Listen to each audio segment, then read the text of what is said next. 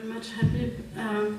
What I liked about your book, Salwa's one, is of course you write in English, but in the way you're writing the book, it goes back to an ancient tradition of Jama.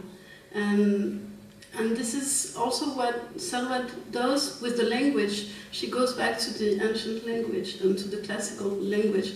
So in the way you write the book itself, in its form itself, both of you try to really reuse the language, and this is really beautiful, I think, in the modern times. And also, both of you have a really feminine perspective, because I've read your articles, and you always go back to the pleasure of women. And Salwa, of course, has a really feminine perspective.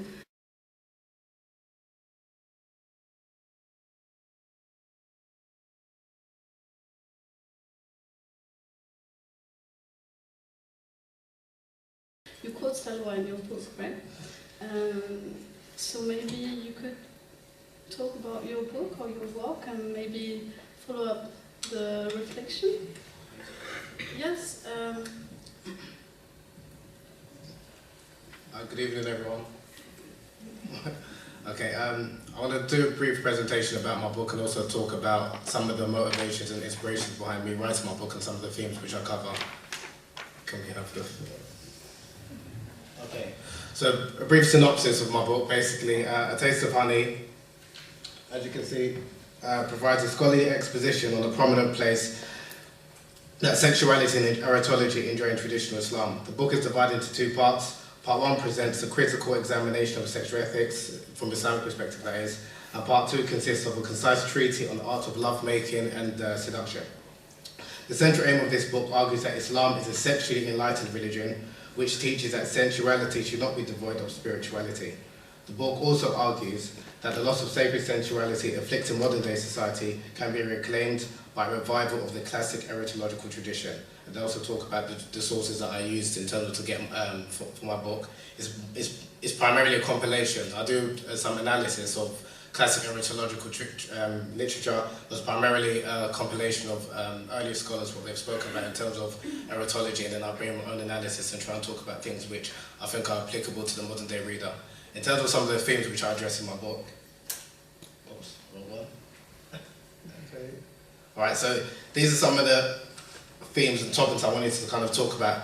The first one, as Claire mentioned, I studied at Azhar in Cairo in Egypt, and I was quite surprised that even amongst a lot of the Muslim scholars that was teaching me there, not many of them knew about Islam's Islamic heritage in terms of regarding erotology. And even in the West, in England, that's where I'm from, not many people know about, obviously, erotology. So what I wanted to do was to write a book which introduces the lay Muslim in terms of understanding Islam's heritage and Muslim contribution which they've made to the art of lovemaking and sexual studies and things like that. And I didn't really just want to do a compilation like the earlier scholars have done. I wanted to basically write a modern rendition. So I wanted to, again, following the likes of Imam al-Suyuti, I wanted to list a lot of what the great scholars have written about erotology, and obviously some like sexual techniques which hopefully people can find benefit from. But also I wanted to talk about some contemporary issues afflicting primarily the Muslim community, which obviously the earlier scholars didn't talk about. For example, the issue of cunnilingus and fellatio oral sex. There is some mention of cunnilingus, but in terms of fellatio, that's not really discussed. And this is a hot topic, especially within the Muslim community, in terms of understanding whether such acts are, again, within the confines of marriage, whether they're halal, as permitted or not permitted. So I wanted to kind of talk about that and talk about the Islamic perspective in regards to that particular issue. Also, I wanted to talk about the different types of female orgasm, female sexuality, and mental stimulation. And where I'm going, I'm short for time, so I'm going to be quite quick. I'll go to the next slide. And these, again, some of the other topics that I wanted to address. And I think it's very important for the modern day reader to understand, first and foremost, the differences between classic erotology and modern day sexology. Some people use the terms interchangeably, but generally there's a difference between the two in the sense where erotology is seen to be one that is a study that is from a personal perspective and drawn from experiences, whereas sexology is kind of seen in the Western world, seen to be an objective study in terms of understanding sexual behaviour. So it's important that, because people use the term interchangeably, it's important that people understand the differences in terms of these two disciplines. Also, I wanted to kind of address some of the reason for the decline of erotology and some of the benefits of studying erotology. And again, another thing which I think earlier, question asked earlier in the morning, was understanding the difference between classic Arabic and modern day standard Arabic. So some of the terms that are used by the classic erotologists are not the same as how modern day Arabs use such words, and I'm going to give a couple of demonstrations if I've got time, but again, I just wanted to address that and talk about the differences between, in terms of understanding Arabic, how it's understood in the context of the Arabs who wrote those erotological texts. Okay, and this is another issue that I wanted to kind of address. Again, like I said, there's an issue especially amongst conservative and so-called traditional Muslims who do not want to acknowledge the Islam's or the Muslim contribution towards this topic, so I kind of wanted to address that and also discuss whether erotology is considered to be a quote-unquote Islamic science. We know of many great Muslim scholars like Imam Jalaluddin al-Suyuti, who wrote at least 24 books on erotology. He's a revered Muslim scholar, but for some reason, a lot of his works are translated into English and propagated to the Muslim masses, but in terms of his works in regards to erotology, it's not really discussed. I also want to talk about his contribution, why erotology could be considered to be a traditional Islamic science. And again, just talking about the subgenres of erotology, there's generally four. Peter Frank, who was a researcher, I think, from America, he spoke about two, and I've demarcated to another two, so I'll talk about four subgenres. The first one, which I'll quickly go through, is a philosophy-themed erotological treatise. The second is medically-themed erotological treatise. The third is sexually arousing, or you could classify them as pornographic. And the fourth is traditionalist or Islamic erotological literature. And basically, the latter, which is my book is based upon, is talking about the art of sexual love and lovemaking, but from an Islamic perspective. And then, just a quick overview about what do I mean by Islamic erotology.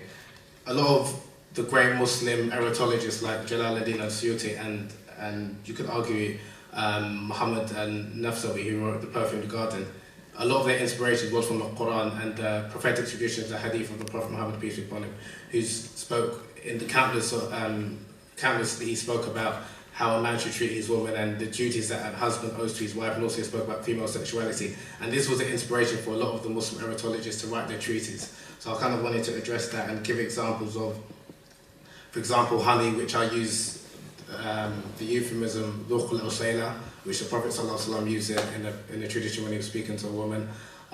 This is a sexual euphemism for sexual relations, and I'll kind of address that and talk about that. And the last 2 minutes.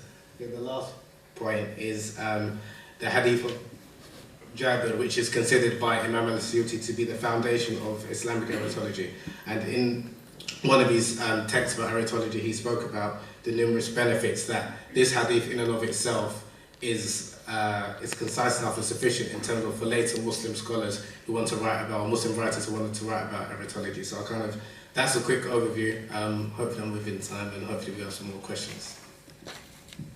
Thank you very much, Habeeb. What I liked about your book, Sal was one, is of course you write in English, but in the way you're writing the book, it goes back to an ancient tradition of Jama. And this is also what Salwa does with the language. She goes back to the ancient language and to the classical language. So in the way you write the book itself, in its form itself, both of you try to really reuse the language, and this is really beautiful, I think, in the modern times. And also, both of you have a really feminine perspective, because I've read your articles, and you always go back to the pleasure of women. And Salwa, of course, has a really feminine perspective.